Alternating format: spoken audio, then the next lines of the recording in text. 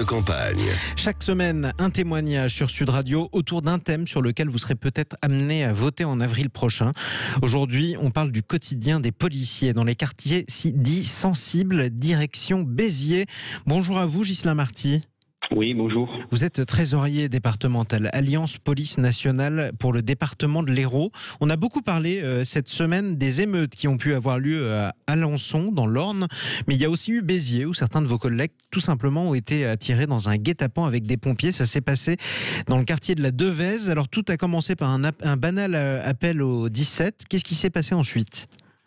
Tout simplement, nos collègues policiers sont intervenus à la Devèze, comme on vient de le dire, suite à un appel 17, mais c'était pour éteindre un incendie de chantier, d'un engin de chantier. Lorsqu'ils sont arrivés, ils ont constaté que des véhicules s'étaient positionnés derrière le leur et devant eux, des poubelles containers étaient en feu.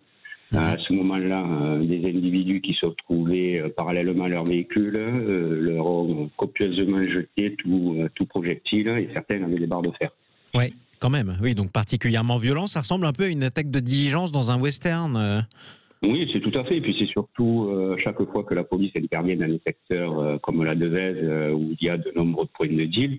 Ils étaient intervenus dans l'après-midi justement pour assurer une présence et sécuriser le quartier. En représailles, le soir, vous avez ce genre de représailles envers. Donc vous aviez eu en fait des interpellations ou du moins une intervention le matin et du coup ils se sont vengés en appelant le 17, en vous attirant avec un faux incendie et en vous balançant tout ce qu'ils avaient sous la main, quoi. Tout à fait, mais c'était pas un faux incendie, attention, c'était quand même, ils ont mis le feu à 2 engins de chantier, des tractopelles, donc on connaît le coût de certains qui coûtent plusieurs millions d'euros, vous voyez un petit peu les dégâts que ça peut faire pour une société également. Effectivement, alors est-ce que vous avez réussi à retrouver les coupables ? Il y a une enquête qui est en cours, qui s'annonce bien sûr difficile étant donné que les jeunes maintenant sont tous cagoulés pour éviter d'être reconnus, de par leur démarche et leur vitesse pour prendre la fuite dès que les policiers mettent le pied au sol, on sait pertinemment que ce sont de très jeunes, donc des mineurs, mais l'enquête est en cours. Mais du coup, c'est assez décourageant, y compris et surtout pour vous d'ailleurs, parce qu'en gros, il semble qu'on puisse vous attirer dans un guet-apens et ensuite s'en sortir à bon compte. Dans la mesure, encore, comme je vous ai dit, il y a une enquête qui est en cours, donc j'espère que si ces personnes sont interpellées, elles seront durement punies. Parce que moi, ces jeunes, s'ils s'en prennent à la police, c'est pas tout simplement parce qu'ils ont un sentiment d'impunité.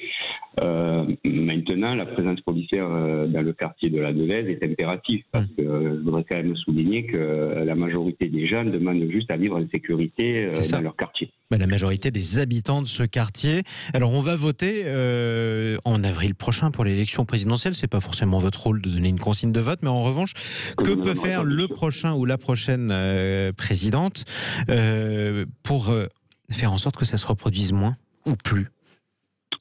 Plus, après, il faut être lucide.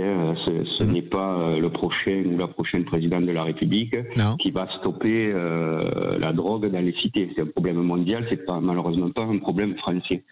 Maintenant, il y a des décisions fortes qui doivent être prises au niveau de la justice pour que ce soit dissuasif, mais il faut que tous les partenaires également sociaux se mettent autour de la table.